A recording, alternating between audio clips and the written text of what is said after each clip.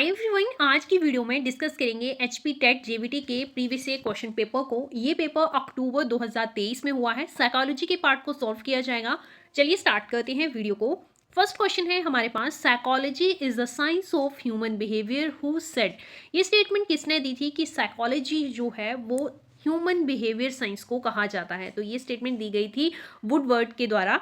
C option सही answer है। Woodward की अगर बात करें तो ये एक कनेडियन साइकोलॉजिस्ट हैं। आपको किसी भी साइकोलॉजिस्ट के बारे में जब पढ़ना है तो उनकी कंट्री के बारे में जरूर पढ़िएगा। डायरेक्टली क्वेश्चन जो है टेट में इससे रिलेटेड पूछे जा रहे हैं। नेक्स्ट क्वेश्चन है, educational psychology is useful in. Education psychology जो है वो कहाँ पे यूजफुल होती है? ऑप्शंस हैं आपके पास, to understand on self, to understand the child, to choose the teaching method, whole teaching process. देखिए, तो एजुकेशन साइकोलॉजी जो है वो बच्चों को अंडरस्टैंड करने के लिए भी यूजफुल होती है, टीचिंग मेथड चूज करने के लिए भी यूजफुल होती है। तो इसीलिए इसका सही आंसर जो है वो ऑप्शन डी होगा, whole teaching process. Whole teaching process में आप बच्चे को भी अच्छे से समझ पाएंगे और टीचिंग मेथड उसके लिए कौन सा सुटेबल है वो भी पता चल जाएगा। तो डी ऑप्शन सही आंसर है। नेक्स्ट क्वेश्चन है, who coined the term mental health. Mental health ये टर्म जो है सबसे पहले किसने दी थी? तो ये टर्म दी गई थी विलियम स्विट्जर के द्वारा। सी ऑप्शन सही आंसर है। ये एक अमेरिकन साइकोलॉजिस्ट थे। कंट्री आपको हर साइकोलॉजिस्ट की याद रखनी है। नेक्स्ट क्वेश्चन है, which is the oldest method of psychology. Psychology का सबसे पुराना मेथड कौन है? तो इसमें सही आंसर है इंट्रोस्पेक्शन। इंट्रोस्पेक्शन जो है साइकोलॉजी का सबसे पुराना मेथड है। क्या होता है इंट्रोस्पेक्शन? अपने आप को ऑब्जर्व करना, अपने थाउट्स और बिलीफ को, बिहेवियर को एग्जामिन करना, इसी मेथड को इंट्रोस्पेक्शन कहा जाता है। तो ये साइकोलॉजी का सबसे पुराना मेथड भी है, नाम याद रखना है आपने। नेक्स्ट है, development is a process. Development जो है ये कंटिन्यूस प्रोसेस है। इससे रिलेटेड क्वेश्चन हमने प्रीवियस वीडियोस में भी देखे हैं। डेवलपमेंट जो है कंजप्शन से स्टार्ट होके डेथ तक होती है। तो डेवलपमेंट जो है एक कंटिन्यूस प्रोसेस जो है वो बन जाता है। अगर इसके पैटर्न की बात करें तो 2 टाइप्स के पैटर्न होते हैं डेवलपमेंट के, हेड टू टो और सेंटर टू बॉडी आउटवर्ड। तो 2 टाइप के डेवलपमेंट पैटर्न होते हैं। इससे रिलेटेड भी क्वेश्चन बनता है, तो ये भी आपको ध्यान रखना है। नेक्स्ट क्वेश्चन है, who gave the concept of mental as. Mental as का कॉन्सेप्ट जो है वो बिनेट के द्वारा दिया गया था। पूरा नाम है इनका अल्फ्रेड बिनेट। इन्होंने फर्स्ट इंटेलिजेंस टेस्ट भी दिया 1905 में। इसीलिए इन्हें ज़्यादा जाना जाता है क्योंकि फर्स्ट इंटेलिजेंस टेस्ट जो है वो अल्फ्रेड बिनेट के द्वारा दिया गया था। ईयर भी याद रखना है, डायरेक्टली क्वेश्चन जो है एग्जाम में यहाँ से बन जाते हैं। नेक्स्ट क्वेश्चन है, individual differences are the result of environment. Individual differences जो हैं इन्वायरमेंट और हेरिडिटी का रिजल्ट होता है। तो सी ऑप्शन यहाँ पे सही आंसर है। 2 फैक्टर इफेक्ट करते हैं इंडिविजुअल डिफरेंसेस पे। फर्स्ट है environment and second is heredity. Next question है, which of the following is not a sensory organ. Sensory organ कितने हैं? टोटल 5 होते हैं ह्यूमन बॉडी में। कौन कौन से? आईज, ईयर्स, टंग, नोज और स्किन। ये 5 सेंसरी ऑर्गन्स हैं। तो यहाँ पे आपका डी ऑप्शन सही हो जाएगा। मेमोरी जो है वो सेंसरी ऑर्गन नहीं है।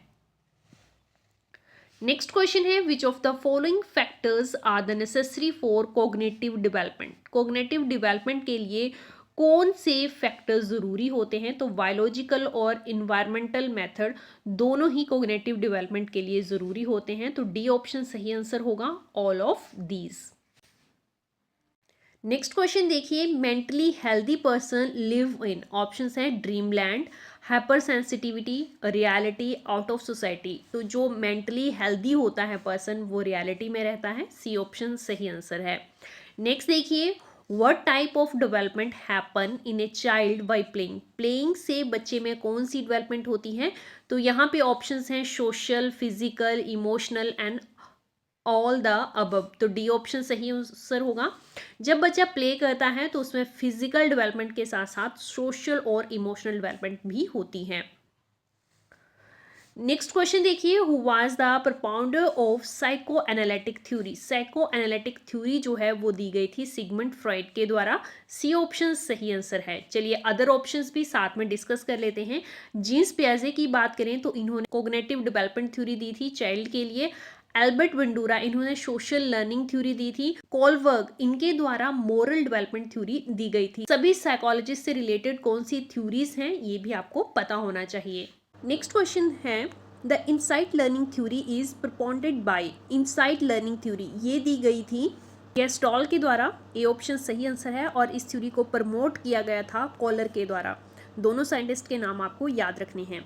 नेक्स्ट क्वेश्चन है which theory of intelligence was given by Guilford. Guilford के द्वारा कौन सी थ्योरी दी गई थी इंटेलिजेंस की? ऑप्शंस हैं active product theory, multiple theory of intelligence, structure theory of intellect and all the above. इनमें से गिलफोर्ड ने थ्योरी दी थी स्ट्रक्चर थ्योरी ऑफ इंटेलेक्ट को, सी ऑप्शन सही आंसर है। नेक्स्ट देखिए what type of group is family. Family जो है कौन सा ग्रुप होता है? प्राइमरी, मेल ग्रुप, सेकेंडरी या फिर फॉर्मल? तो प्राइमरी ग्रुप होता है फैमिली, ये ऑप्शन सही आंसर है। नेक्स्ट देखिए student factor affecting the learning. Student का कौन सा फैक्टर जो है उसकी लर्निंग को इफेक्ट करता है?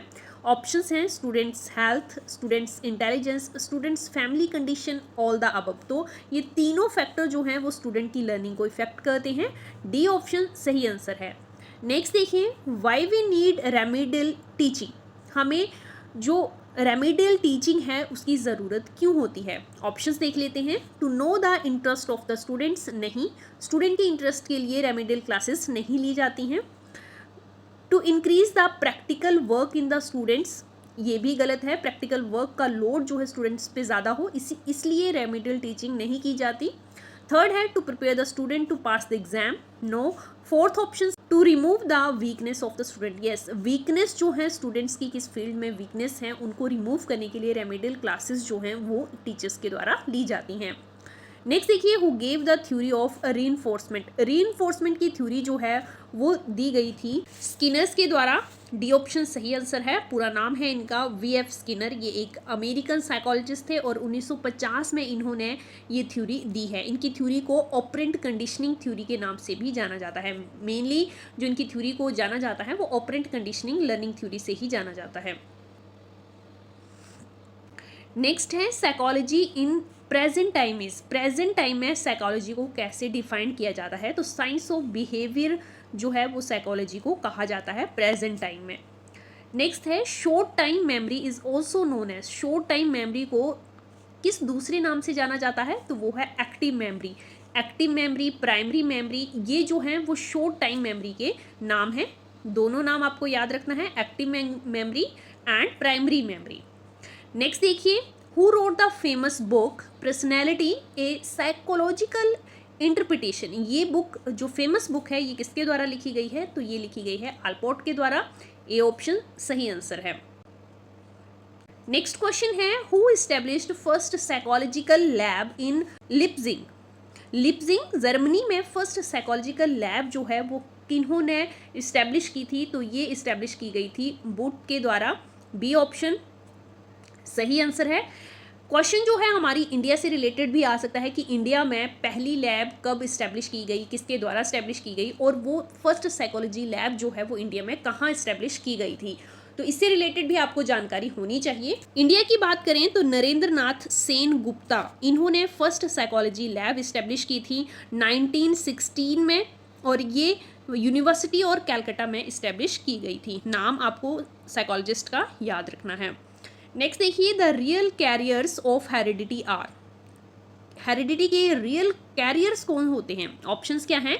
Gene, chromosome, nucleus of the cell, XY chromosome. तो इनमें से बी ऑप्शन सही होगा। क्रोमोसोम जो हैं वो रियल कैरियर होते हैं हेरिडिटी के।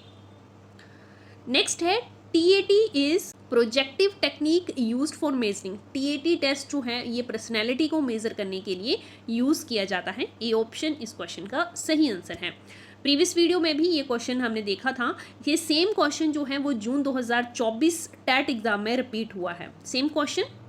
नेक्स्ट क्वेश्चन देखिए dash is the ratio of mental age to the chronological age multiply by 100। ये फॉर्मूला है इंटेलिजेंस क्वोशेंट का, ए ऑप्शन सही आंसर होगा। इंटेलिजेंस क्वोशेंट जैसे निकाला जाता है उसमें mental age upon chronological age into 100 ये फॉर्मूला दिया गया था इंटेलिजेंस क्वोशेंट के लिए। नेक्स्ट देखिए psycho social development theory was proposed by, psycho social development theory ये दी गई थी एरिक्सन के द्वारा। डी ऑप्शन जो है इसका सही आंसर है। नेक्स्ट क्वेश्चन है which of the following is visual teaching add, visual teaching add कौन सी हैं? ऑप्शंस हैं book, map, globe, all the above. तो ये सभी जो हैं वो विजुअल टीचिंग एड हैं। जिन टीचिंग एड्स को देखा जा सके उन्हें ही विजुअल टीचिंग एड कहेंगे। तो ये सारी विजुअल हैं चीज़ें, तो ये सभी ऑप्शंस जो हैं वो सही हैं। डी ऑप्शन राइट आंसर है। नेक्स्ट क्वेश्चन है the age group 6 to 11 years falls under early childhood, late childhood, adolescence and adulthood. इनमें से सही आंसर होगा option B late childhood. 6 to 11 year के अंदर जो एज ग्रुप आता है वो लेट चाइल्डहुड कहा जाता है। इसमें अदर ऑप्शंस में अगर मिडल चाइल्डहुड भी कहा जाए तो वो भी गलत नहीं होगा।